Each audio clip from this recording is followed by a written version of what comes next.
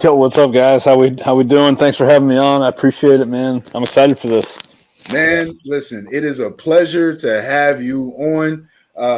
We thank you for just taking some time out of your day and coming on the Sportscast with your boys here.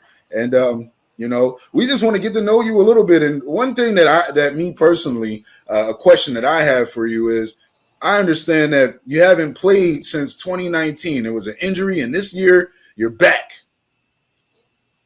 Fully, man. Yeah, I've had a string of injuries. I've had blood clots in my arm and my throwing arm, and that it's been one of those things where I end up having one. It seems like every year.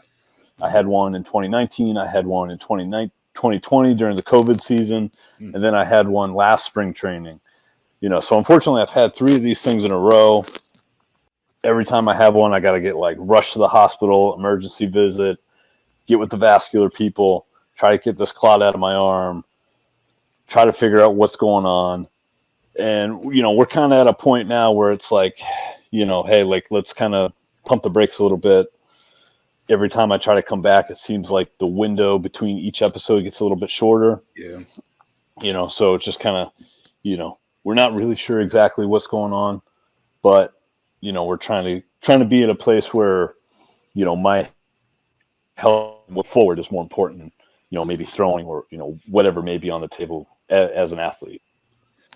Absolutely, man. Listen, we certainly wish you all the best, man. And, you sent chills through my spine because you are definitely the definition of resilient right now, man. You're like, listen, I made it to the major leagues. I'm going to keep on pushing through this. But yes, health is more important. But we're glad to see that you're in a position to come back, and we're certainly going to be wishing you good health.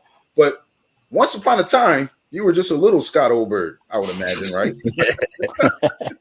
Right. And during that time, you probably have favorite baseball teams, favorite sports players and athletes. So let's talk about little Scott Oberg. Who are some of your favorite athletes and teams growing up in the mean streets of Massachusetts? I shouldn't say the mean streets. Yeah, there wasn't no mean streets, right? Yeah, I grew up about 25 minutes north of Boston. And, so the Red Sox were my team. I was always attracted to baseball. I loved the game. It just kind of made sense to me. I grew up going to Fenway and that ballpark. I don't know if you guys have gotten a chance to take in a game there, but it's just different. It just kind of, there's just a vibe in that stadium. There's just, a different atmosphere when you step into that ballpark, and that just kind of hook, line, and sink. So one of my favorite players was Pedro Martinez. So I wear 45 because of Pedro.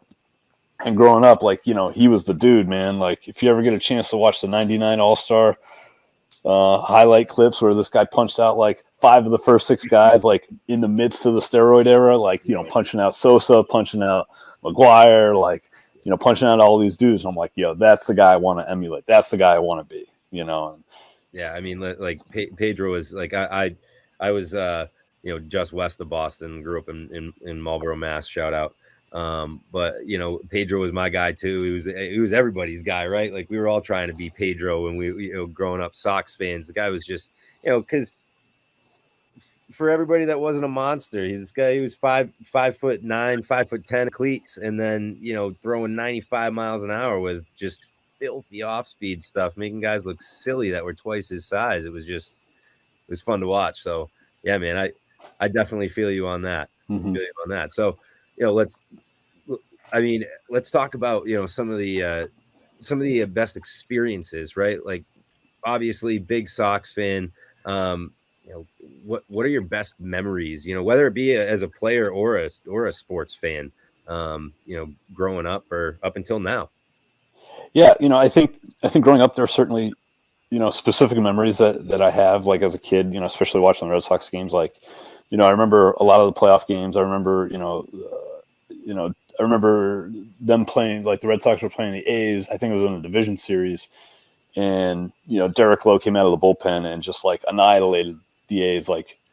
It was just, I think he pitched in a game where they ended up advancing, and his front door 2 seam was just really working that day. He just really had it. And I was just whoa, that's the most amazing pitch I've ever seen in my life. Cause this guy's for for people who aren't like true like baseball fans, like understanding like, you know, this guy's throwing like a fastball that's starting off the plate on the glove hand side. So for him, for on the left hand side, and he's throwing it like right at the lefty's hip, and the thing is just like coming back, and he's bringing the ball back line, and I'm just like, whoa, this is unbelievable.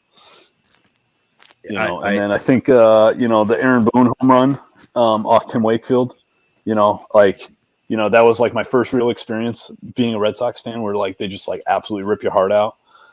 You know, I think it was like Game 7 or something like that against the Yankees. Yep. And Tim Wakefield comes out in extra innings of a game, and Aaron Boone comes up, pinch hit, whack, home run, and it's like, oh crap, like you know, that's it, it's over. Like Red Sox are going home, playoffs are over, Yankees are going to the World Series, deja vu again. Yeah, that was our Bill Buckner moment, I like to call it, right? You know, the just rip your heart out moment. And I remember exactly what we were talking about with the Derek Lowe, because I remember him throwing against, I think the last one he one of the last batters he faced was Terrence Long, right?